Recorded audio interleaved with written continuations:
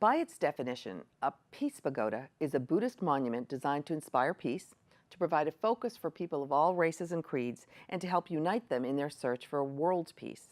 The monks and nuns of the New England Peace Pagoda have carried out their mission through peace walks for the past 16 years, since the tragic events of September 11, 2001. This year's Walk for a New Spring served to show solidarity with immigrants with their walk for sanctuary and a demilitarized world. The group made its way across the state from the western Massachusetts town of Leverett before eventually taking their message to Washington, D.C. earlier this month. We met up with them as they passed through Plymouth.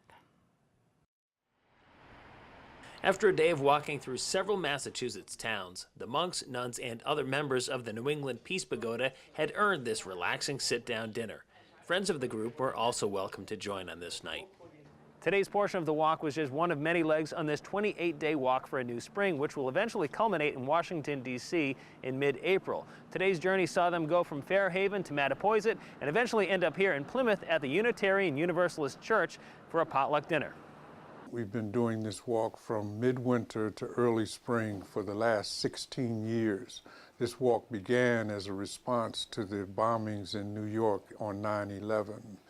And we primarily walk for the renunciation of war, the abolition of nuclear weapons, and for a country that values its citizens, that we put our resources into helping people rather than creating weapons. The walk originated in western Massachusetts in early March and took this Buddhist community group across the state to promote a bill called the Safe Communities Act, which, for one thing, would prohibit state funds from being used to enforce federal immigration laws. Our job as walkers is to have conversations in communities throughout the state to get people to understand what this bill is all about and to call their representatives to co-sponsor it. Peace movements rarely grab the television headlines here in the States, but their ideas are the same as those that have sparked revolutions for centuries.